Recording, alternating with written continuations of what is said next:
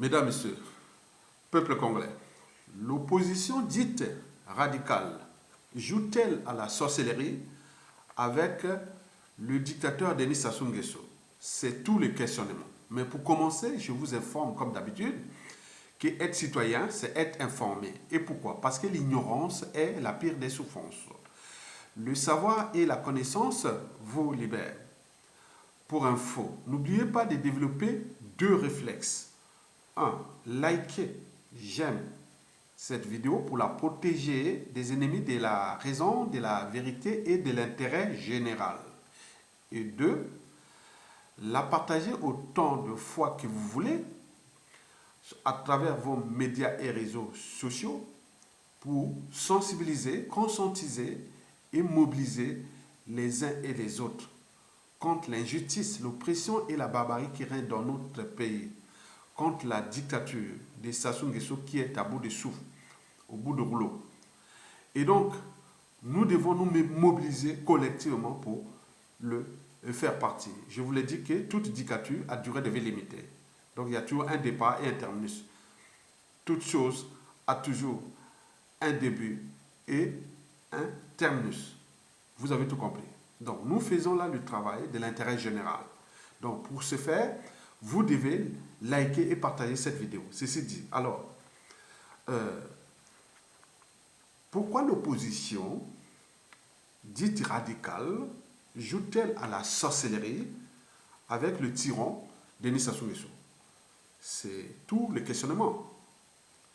D'abord, c'est quoi cette sorcellerie? Cette sorcellerie est très très dangereuse. Elle consiste à piéger, à laisser libre cours à Sassou Nguesso de déclasser, d'emprisonner, de forcer à l'exil et voire d'assassiner tous ceux qui osent dire non, d'intellectuels, d'officiers, de politico-intellectuels ou tout simplement de politiciens. Donc, si vous êtes pour l'intérêt général, là, vous devenez l'ennemi de Sassou Nguesso. Et cette opposition dite radicale joue ce jeu de rôle-là, le double jeu. Le double jeu. Parce que si vous ne connaissez pas les codes de cette opposition dite radicale, 1. Vous allez être piégé. 2. Vous courez le risque de se retrouver en prison. 3. Vous courez le risque d'être forcé à l'exil et voire d'être assassiné. Et il faut se dire que la plupart des membres de cette opposition radicale qui ne se sont jamais inquiétés, il faut dire que la plupart ont perdu la raison.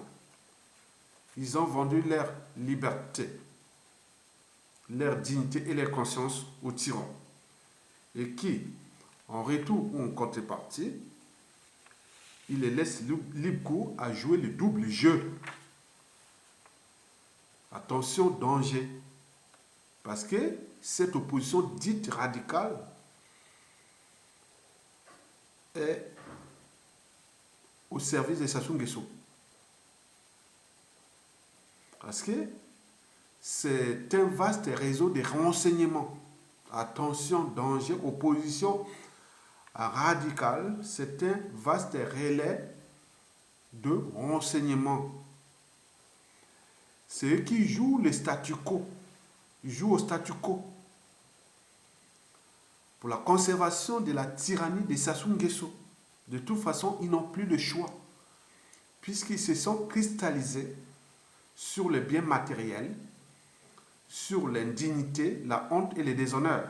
Beaucoup étaient au sein du pouvoir de Pascal Lissouba. D'autres, même de Sassou Nguesso. Certains n'ont même pas été dans des pouvoirs, soit de Sassou Nguesso ou de Pascal Lissouba. Donc, méfiez-vous des apparences. Il s'agit là de la fausse opposition et ils ont défini ça comme radical. Parce que pourquoi radical? Parce que le mot radical, c'était un mot pécétiste. D'ailleurs, l'intellectuel pécétiste, l'ancien ministre délégué à la Défense, Charles Zachary Boao, l'a bien défini, la radicalité en termes d'intellectuels, puisque la plupart des hommes politiques là, d'opposition sont quand même quelque part définis comme des intellectuels ou politico-intellectuels. Et quand on entend que quand vous n'êtes pas au mangeoire de Sassou Nguesso, vous n'êtes pas avec Sassou Nguesso, vous devenez opposition soit radicale ou modérée. Mais modérés, ce sont des gens qui sont avec lui dans le pouvoir. Mais ceux qui sont l'opposition radicale, c'est ceux qui sont à l'extérieur, mais jouent le double jeu de la tyrannie. Quand on parle de la radicalité, selon Charles Zachary Boao, c'est l'intellectuel qui a des diplômes et une spécialité et qui est opposé à tout. Mais ça, pour lui, l'intellectuel. Non, c'est pas ça. L'intellectuel n'est pas celui qui a le diplôme et qui approfondit ses diplômes par rapport à des connaissances pointues. Et en plus, il est radical. Mais non, c'est pas ça. L'intellectuel, d'abord, reste d'abord un diplômé. Il faut minimum un niveau quand même bac pour avoir le contenu de réflexion déjà. Deuxième critère sur les 5 critères d'un intellectuel, il faut avoir une culture générale. Et le troisième critère, c'est la grille d'analyse. Parce que si vous avez déjà les diplômes et vous êtes trop cultivé, vous pouvez nourrir les débats. C'est la raison pour laquelle le troisième critère est aussi important, parce que celui-ci vous permet de faire part de vos points de vue sur des problématiques plus ou moins partagées. Donc, et le quatrième et avant-dernier critère, c'est l'engagement. L'intellectuel s'engage pour des causes qui parfois étouffent, que cette cause est digne, juste, noble, légitime et voire civilisationnelle. Mais il faut savoir que dans l'engagement de ces causes, les causes là peuvent être plus ou moins partagées. Il n'y a pas de radicalité. Moi, si je trouve que cette cause est juste pour moi, mais pour un autre intellectuel, il va dire non, elle n'est pas juste pour lui. Donc, vous imaginez, vous voyez la différence. Donc là, on arrive au cinquième critère, c'est-à-dire les courants de pensée, c'est-à-dire les convictions. Donc, si on devait résumer ou comparer l'intellectuel ou le politico-intellectuel entre ce que j'ai défini comme politico-intellectuel et ce que défini comme Charles Zachary Boao, le professeur titulaire de philosophie de l'université Marine-Ngouabi, et lui dit qu'il faut intellectuel, il faut diplôme et avoir en plus une connaissance approfondie et être contesté tout le temps et être radical. Non, non, non. L'intellectuel a 5 critères: le diplôme, la culture générale, la grille d'analyse, l'engagement et les convictions. Ceci dit, mesdames, messieurs, on comprend bien que, bon, voyez, si on reste sur la définition pécétiste de l'intellectuel ou du politico-intellectuel, parce que la plupart des politico-intellectuels sont des hommes politiques, là, qu'on voit là, ils ont été des ministres, ils ont été tout, ils sont là. Bon, donc quand on tient compte de cette définition, on se dit qu'on a des soucis au niveau même de la définition de l'opposition politique. Parce qu'il parle d'opposition modérée et radicale. Et je l'ai toujours dit que dans une dictature, en réalité, il n'y a pas d'opposition. Il n'y a que des forces de résistance. On peut parler d'opposition dans une dictature qui, lorsqu'elle se transforme peut-être en démocratie, mais elle peut devenir une démocratie. Et nous avons par exemple vu le cas de Jerry Rawlings qui avait fait le coup d'État et qui est revenu, qui a mis la démocratie au Ghana. Donc nous, là, on ne peut pas parler d'opposition politique dans une dictature. On parle de résistants ou d'hommes politiques, mais pas d'opposition. L'opposition, c'est... Même nous, on aime un peu... comment on appelle différencier plein de choses, mais on n'est pas capable aussi de comprendre pourquoi on différencie des choses comme ça. Opposition modérée, opposition radicale, arrêtez, c'est n'importe quoi. Donc, je voulais seulement vous dire que si vous rentrez dans cette opposition dite radicale, vous rentrez dans un piège mortuaire. Et pour ceux qui sont dans ces pièges, ah oui, beaucoup ont laissé leur vie. Hein. On en a vu depuis déjà 2015. Combien d'opposants sont-ils morts? Combien sont-ils en prison? Combien ont été forcés à l'exil? Combien sont-ils déclassés? Combien sont-ils terrés comme des rats qui ne peuvent plus même pas parler? Donc, et c'est eux, cette opposition radicale qui sortent comme des tortues. Hein. À un moment donné, quand voilà, il se passe là, on ne les voit plus. Ils sont comme les tortues, hein, ils se cachent et après ils sortent pour diffuser des communiqués. Et on en a vu là depuis 2015 déjà. Donc, il faut savoir que quand on les voit, leur liberté et dignité est tenue en laisse. Ce sont des moutons bien nourris, bien gardés et bien surveillés. Ce sont des gens qui ont perdu leur liberté et dignité. Donc quand on parle, on perd sa liberté et dignité, on perd son âme. Donc on perd son sens d'humanité. Donc ces gens-là sont vides. Le problème, c'est que c'est un piège. Vous rentrez là, tout le monde dit dans les réseaux que c'est un piège. Il ne faut même pas, quand on voit ces individus-là, c'est un piège. Je vais prendre 5 exemples, par exemple, de cette opposition radicale qui est dangereuse. Vous avez, par exemple, en 2015, Paulin Makaya, venant de la Grande-Bretagne. Il arrive là-bas, bon, il est emprisonné. 2 ans. À la sortie, tout ce monde-là sont venus vers lui comme il aurait pu mourir ou faire comme Kalakala. Il sort là, et il vient là. Tout ce monde-là, sont jamais inquiétés. On ne peut pas les citer les noms. Vous les connaissez. Vous les connaissez, ils sont en liberté depuis. Donc, et à chaque fois, ils sortent là. Et voilà. Et donc, c'était peut-être pour inviter Paulin Makaya à rentrer dans le rang de l'opposition dite radicale. Mais bien entendu, peut-être lui, il a tout compris. Mais on joue en stratégie par rapport à cette dictature qui ne cesse de donner la mort à tout le monde. Et donc, là, depuis là, ils étaient venus là, vous avez vu, à Madibou, et quand ils sont tous venus là, à la sortie pour les Makaya, on s'est dit, mais peut-être qu'ils vont construire quelque chose. Rien du tout. Venir dire non, mais bon, bienvenue dans le rang, et voilà les codes. Donc, si tu veux rester en vie, et il faut se soumettre à l'ordre là. Donc, il faut désactiver tes fonctions cognitives, il faut désactiver l'engagement, il faut faire la comédie, il faut faire tout ça là. Donc, beaucoup l'ont compris. Vous avez tout compris. Par conséquent, le peuple est dans la misère, la galère, tout ça, donc comme abandonné d'un régime qui est contre le peuple et ce pays. En plus, là, il a neutralisé toute cette opposition. Il fait qu'à sa tête. Vous avez tout compris. Donc, si vous rentrez de parler d'opposition radicale, vous perdez votre temps. Deuxièmement, en 2015, en 2016, qu'est-ce que je dis? Vous avez vu les cas de Jean-Marie Michel Mokoko et les terroristes d'État dans les pôles. Revenons sur Jean-Marie Michel Mokoko, toujours en prison et autres. Mais ceux qui se sont mobilisés, c'est la société civile et des réseaux extérieurs et autres. Et ils sortent pour lancer des petits communiqués et des autres, mais rien du tout. C'est un piège. C'est un piège. Et chaque fois, il vient parler de lui et autres, alors que lui-même, l'IDC Focal, quand il est rentré là, il l'a ramené dans leur IDC Focal, là, c'était pour le piéger. Et au moment qu'il en fait le hold-up électoral, il les appelle, même personne ne bouge, ils n'en parlent plus. Mais ils sont là. Vous avez tout compris, non? Très bien. Et en 2021, vous avez vu l'assassinat de Guy Bispa-Fikole là. Et là, qu'est-ce que vous avez constaté? Aucune déclaration. Parce que le sujet est trop sensible. Non.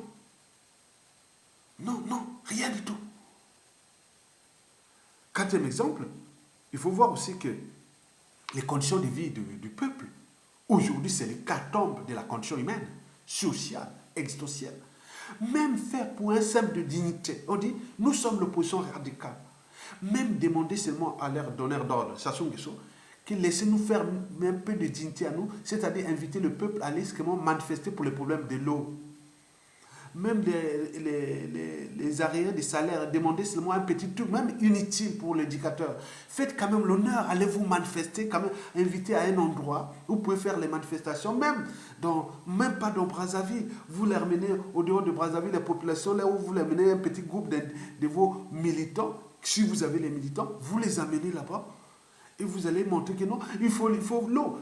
Il y a tellement de dénominateurs communs que toute cette opposition soit déjà radicale.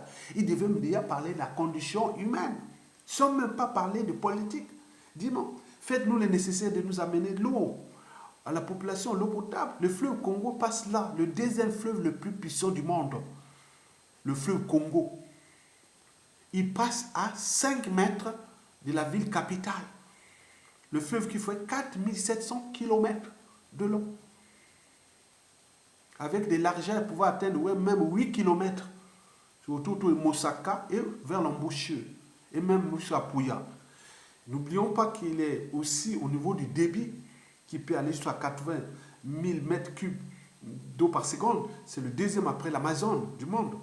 Et il faut savoir qu'il est le fleuve le plus profond du monde. Donc il y a de l'eau en abondance. Et mais là, rien du tout. Nous sommes le bassin, nous sommes le premier réseau hydrographique du continent. Mais comment manquer de l'eau à Brazzaville, à Pointe-Noire, dans les grandes villes? Il y a un souci.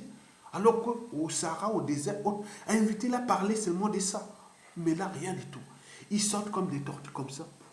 Tu le vois. Ah, quand ils viennent, certains disent, dans la diaspora, disent, ah tiens, s'ils viennent parler de quelqu'un, c'est que ça prépare déjà la mort, peut-être de l'individu. Donc, ils sont comme des signaux qui viennent annoncer la mort ou les assassinats, ou tout ce qui est la mort, ils sont rentrés dans ces cas-là. Quand on parle de la mort de tel, ils sont là toujours. Donc ça devient dangereux. Donc, comme on dit, un mauvais peuple, quand il y a un mauvais peuple, vous avez un mauvais dictateur. Quand vous avez une mauvaise opposition, vous avez un mauvais dictateur qui est là. Donc, vous avez tout compris. Donc, nous sommes là dans l'interprétation de ce que nous définissons comme la honte de toute une génération, cette opposition politique congolaise, qui a laissé Sassou Nguesso au cours de ces dernières années s'endetter pour rien ce pays, qui l'a ruiné et détruit. Et ils sont là. Qu'est-ce qu'ils pensent eux? Et pour terminer, je vais vous lire un communiqué d'un monsieur qui s'appelle Loïcia Martial, qui a écrit dans Zengamambu. Il faut exploiter les idées pour nourrir les débats et expliquer aux uns aux autres le contenu. Donc, il va parler de Sassou. Comme tout ça, même les élections, tout chez lui est normal, quoi. C'est normal, c'est pas chez les Congolais. C'est quand même, j'ai dit, ces gens qui devaient être dans le pouvoir de Lissouba, hein. Tu vois, dans le pouvoir de Lissouba, ce sont des gens qui pouvaient trahir facilement Lissouba. Donc, quand on voit, tout était normal. Écoutez ce qu'il écrit. C'est rigolo. Et pour se dire, moi, avant de lire là, je vous rappelle, monsieur, que Denis Sassou Nguesso se conçoit comme un concurrent armé. Tant qu'il n'y aura pas une force supérieure à lui, il ne cédera pas. Donc, tout ce qu'il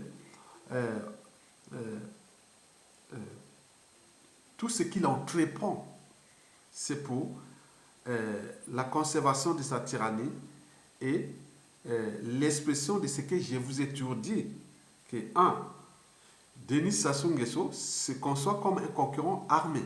Tant qu'il n'y aura pas une force supérieure à lui, il ne cédera pas. Il connaît que ce langage-là. Vous avez tout compris. 2. Il nous conçoit comme une population conquise, soumise, vassalisée, indigène et esclave à lui. Sinon, ça, c'est serein quand vous venez se plier derrière lui. Maintenant, quand on voit votre discours là, que vous avez écrit, que je vais lire là, c'est drôle et rigolo à la fois. Et d'ailleurs, la descente aux enfers va vous répondre. En bas, que je vais lire le message de la descente aux enfers. Mais quand vous suppliez Sassou Nguesso dans ce communiqué qui est paru dans Zengamambu, dont le titre est le suivant. L'opposition sort de son silence après la mort en exil de Philippe Bikinkita. Et quand vous venez supplier Sassou Nguesso, c'est mort de rire. Et pourquoi? Vous n'écoutez pas, les Congolais n'écoutent pas. Il faut mettre une vidéo et les rappeler chaque fois, au moins, même vidéo qui passe en boucle pour que ça les rentre dans la tête. Je vous dis que chaque fois que vous suppliez Sassou Nguesso, il prend du plaisir. Il prend du plaisir. Parce que ce n'est pas le langage que vous devez utiliser. Sassou Nguesso prend du plaisir. Pourquoi? Parce qu'il a 3 maladies mentales. La première maladie mentale de ces maladies mentales, c'est le mensonge. Pour cacher son passif ou son passé, son enfance douloureuse ou ambiguë et autres. Et tout s'exprime par le passé. Il joue avec ça pour le mensonge. Donc tout au Congo est faux, il y a du faux. Les âges, les diplômes, les institutions, et tout, il y a du faux. Et voilà, ça c'est structuré, organisé pour ça. Parce que c'est lui, avant lui, c'est-à-dire quand il y avait Youlou Massamba Deba, Marengwabi, même juste à Yobi, il n'y avait pas ça. Le faux est faux. Vous voyez que les gens trichent les diplômes, changent des âges, changent tout. Il y a des... Attends, c'est terrible. Ils ont tout bouleversé. Et donc, tu te dis qu'il y a un souci. Donc, c'est sa première maladie mentale là, que vous devez retenir. Deuxième, c'est la mégalomanie. Parce que dans sa tête, suite à son passé et son passif et son profil douteux, il s'est inventé un présent glorieux. C'est le rêve de l'imaginaire d'un pouvoir éternel. Et là, il joue à ça à fond. C'est ce qu'on appelle la mégalomanie. Donc, quand vous vous suppliez là, il prend du plaisir. Il prend du plaisir. Et la troisième de ces maladies mentales, c'est justement le cynisme. Le cynisme, c'est pour se venger sur tous ceux qui ne souhaitent pas se soumettre à lui, puisqu'il a les moyens de l'État. Il a les droits de vie et de mort. Et donc, le cynisme là est total. Donc, ceux qui cherchent à le ramener sur le chemin de la vérité, de la raison, de l'intérêt général et autres, deviennent des ennemis à battre, à tuer, à éliminer. Et la fin ne justifie pas les moyens. Et donc, vous voyez que depuis, il n'a cessé de massacrer ces Congolais, intellectuels, cadres civils, politiques et militaires, et les peuples congolais. Son capital décède il y a des millions de morts. Combien de têtes, de cerveaux congolais sont-ils tombés sur du franc de chair, au pays même ici? Et vous venez se supplier à un monsieur qui est un homme du passé, qui n'a plus lieu d'être là à la tête de ce pays, et vous croyez que vous avez encore l'avenir avec Sassou Nguesso? Bon, vous avez tout compris. Donc, voilà le message que le monsieur a écrit qui m'a fait rire. Il s'appelle Loïcia Martial, et qui, je dis parfois, les Congolais là sont vraiment à un niveau, parfois on se dit, bon, il faut tout pour faire un mandat. Donc, il a écrit ceci: l'opposition sort de son silence après la mort en exil de Philippe Bikikita. Ministre de l'Intérieur sous le régime de Pascal Lissouba 1991-1997, Philippe Bikikita est mort dans la nuit de vendredi à samedi 21 août en Angleterre, presque 25 ans après la guerre civile qui avait permis au président Denis Sassou Nguesso de reprendre le pouvoir. L'opposition, qui ne s'est pas exprimée depuis l'élection présidentielle de mars dernier, qu'elle a perdue, a demandé au chef de l'État de libérer tous les prisonniers politiques morts de rire. C'est Jean Itadi, président du Congrès africain pour le progrès, CAP, une formation de l'opposition dite radicale, qui a pris la parole devant la presse. Préoccupé par la réconciliation nationale qui, selon ses mots, ne peut se construire ni dans la haine, ni dans la division, il a demandé au président Denis Sassou Nguesso de gracier tous les prisonniers politiques morts de rire. Si on ne peut pas s'entendre sur un projet commun, comment nous allons s'entendre après Sassou Nguesso? Il dit qu'il faut ne pas Il ne faut pas ni la haine, ni la division, mais arrêtez depuis 2015 où vous êtes. Quand chaque Congolais compte, chaque Congolais est cher, a-t-il indiqué. Garder en prison des Congolais qui peuvent contribuer à construire le pays est un comble. On devrait aussi, bien pour les exilés que pour les prisonniers politiques, prendre une mesure immédiate et je demande au président Denis Sassou Nguesso d'élargir les prisonniers politiques morts de rire. Leur place n'est pas en prison. Ils ont leur place dans leur famille. Ils ont leur place dans la cité pour contribuer à construire le Congo. Voilà comment on endort les Congolais. Ancien ministre des présidents Sassou Nguesso et Pascal Lissouba, Jean Itadi, fait notamment allusion au général Jean-Marie Michel Mokoko et ancien chef d'état-major des armées et l'ancien ministre André Okombi Salsa. Vous voyez ce qu'on appelle la sorcellerie. Et pourquoi la sorcellerie? Donc, parmi les exemples que je pouvais vous dire, parce que au quatrième ou cinquième exemple, il faut surtout voir ce qui s'est passé en 2021, que Mathieu Ndjo dit que si je perds mon action, si on vole, et moi, je ne veux pas comme le général Mokoko. Et tout le monde là va vers Mokoko, Mais ceux qui sont déjà en liberté, ils sont en liberté. Au lieu de mettre les actions, mais leur monde est tourné que vers ceux qui sont en prison. Et quand il y a des morts, ils sortent là, par-ci, par-là. Donc vous voyez que c'est dangereux. Et donc vous venez de comprendre. Je vais aller lire un peu le message de la descente aux enfers. Et qu'est-ce qu'il a écrit? Tous les Congolais, la descente aux enfers commence, qui a réagi. Tous les Congolais ne sont pas dans ce genre de croyance. Très bien. Il faut aussi laisser la nature s'exprimer librement. Pourquoi vouloir rattacher à tout prix tous les morts à ce gang d'idiots de cette nature? Vous donnez des pouvoirs inutiles à des simples criminels et voleurs qui sont tout au long de leur vie. Timbota est morte le jour qu'elle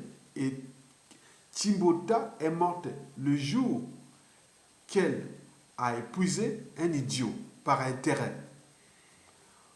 Pour nous, sa mort mentale et sa mort spirituelle sont déjà consommées.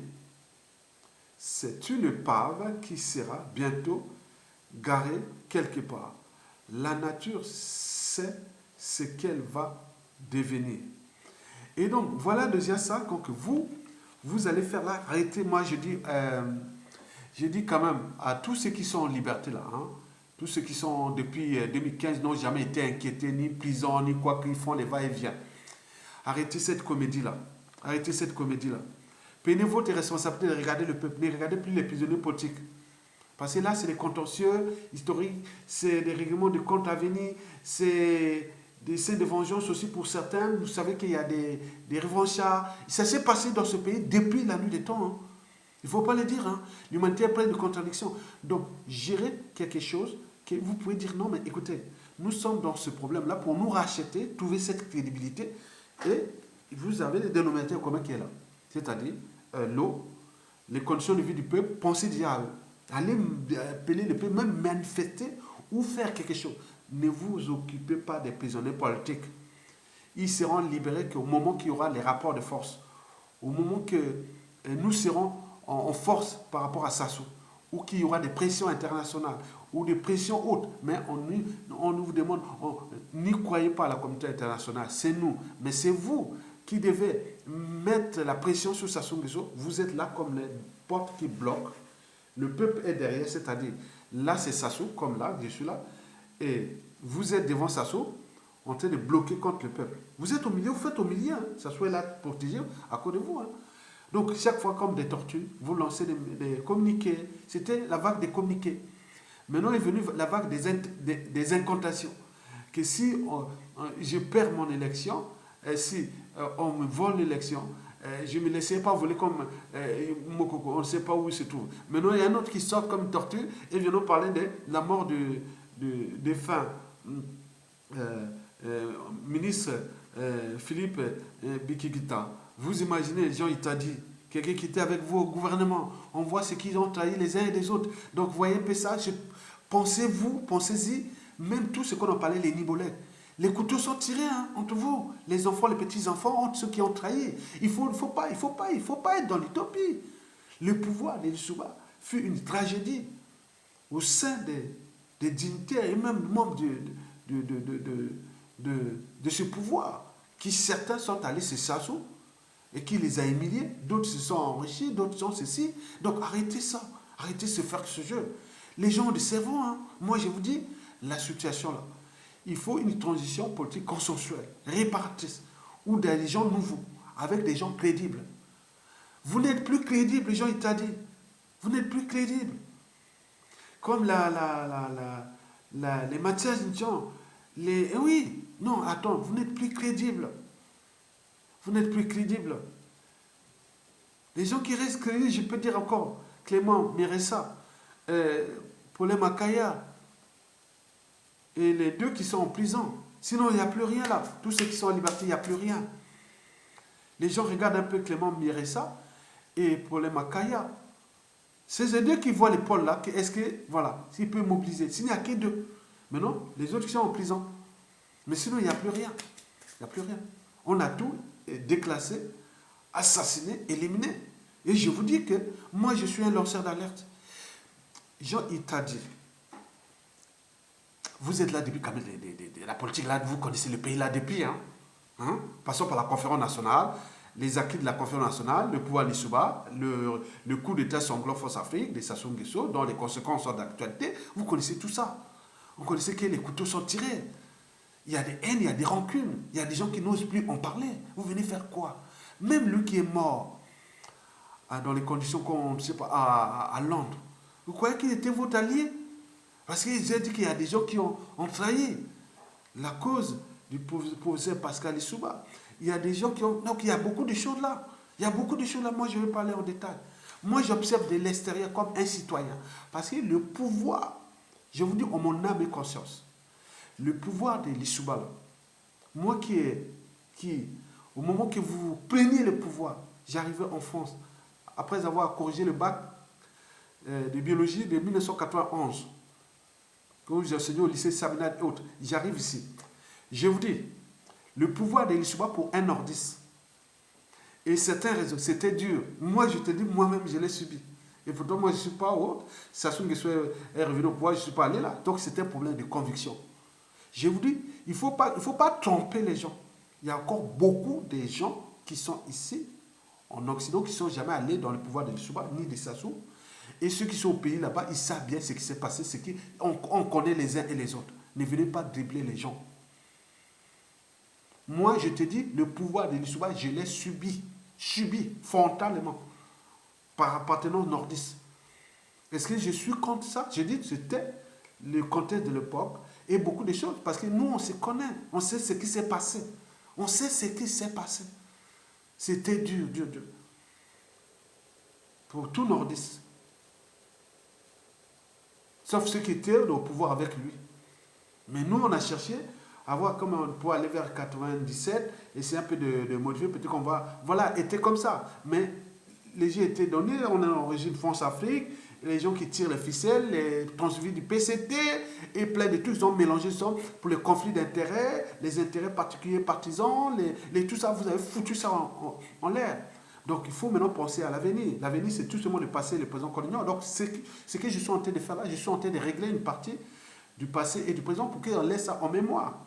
Parce qu'il ne faut pas tromper les gens. Les gens, à chaque fois que les anciens de Lissouba là meurent, et ils viennent là se faire ce genre de... Non. Vous vous êtes fait trahir.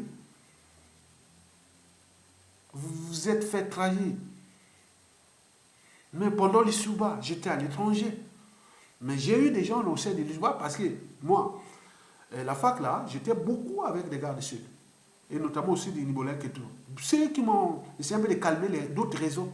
Mais on nous voyait comme des ennemis. Donc il faut se dire, il faut dire la vérité. Maintenant vous venez sortir comme ça. Non, il y a quelque chose qui doit être fait national pour réparer cette république de Youlou et de Jacopango. Ils nous ont laissé cette république-là. Et quand il y a, vous savez que quand il y a des routes, il y a toujours une route. Vous voyez? Quand on est en déroute, il faut toujours savoir qu'il y a une route. Donc on s'est trompé. Il faut voir qu'il y a des pionniers, Youlou et Jacques Opango ont construit ça. Et ce qui s'est passé là-bas. Maintenant, après, là, vous avez commencé à trahir, comme jusqu'à aujourd'hui, les uns des autres. Mais nous, on n'est plus de cette génération. Il faut donner la part de vérité aux uns aux autres. Que ces gens-là, qui sont là, en train de conspirer, de penser à la mort des uns et des autres. Mais vous croyez que ça? Moi, j'ai entendu des choses là, vraiment horribles, même de 92 à 97, entre le Poul et le Nibolais, entre le nord et le sud, entre point. Ces gens-là, beaucoup sont en train de mourir, d'autres sont là en train de monter les pressions et autres. Non, on ne connaît pas ça. Nous, on n'était que des citoyens. Moi, j'étais que citoyen. Hein? Moi, j'étais que citoyen. Donc, on a fait quelque chose de mauvais. Et si on est puni, on partit, oui, la loi du karma. Mais eux aussi, oui, il faut savoir qu'il y aura la loi du karma. Pour eux aussi.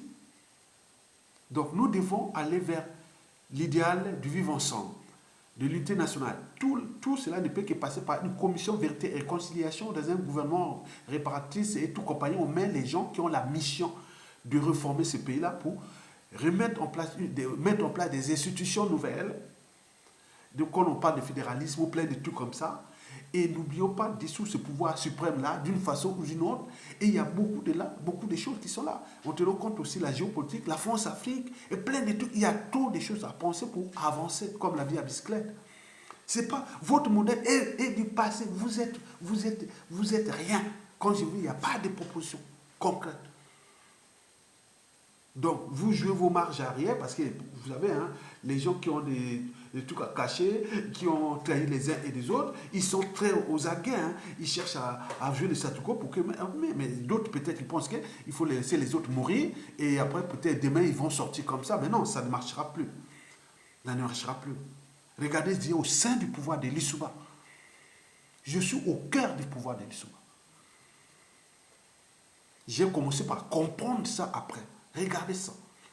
C'est-à-dire de 1904 à plein de coups d'État. Non, je ne vais pas au pays. Je connais bien Sassou Nguesso. Je connais bien ce régime-là, comment arriver au pouvoir. Mais j'ai zappé les anciens de Souba, ni les Sassou là. Mais quand tu vois, quand j'ai commencé à comprendre maintenant au fond qu'est-ce qui s'est passé de Pascal et Souba, j'ai commencé à comprendre ça au moment que nous rentrons dans les assises. Moi, j'ai commencé à comprendre tous les détails de ce qui s'est passé de l'Issouba. À partir de 2013, vous imaginez, entre 97 à nos jours, ma vie était ailleurs. Hein. Déjà en 97, j'étais en plein baby boom. Hein. À Paris ici, j'étais en train de faire des enfants, je n'avais même pas pensé à ça. Vous voyez déjà ça. Et donc, vous voyez déjà ça que nous, il faut en tenir compte qu'il ne faut pas continuer à tromper les uns des autres. Donc, vous devez aller dans le sens que, voilà, certains attendent que les uns et les autres meurent. Et bien, ça ne passera pas comme ça. Parce que les gens qui sont en dormance n'en parlent plus. Et beaucoup connaissent des choses. Au moment venu, vous voyez déjà ça. Donc, Sassou Nguesso, ou tous vos trucs là, c'est du passé. Ça ne nous concerne pas. Nous, c'est le peuple. Et vous avez tout compris. À bientôt, et à bientôt.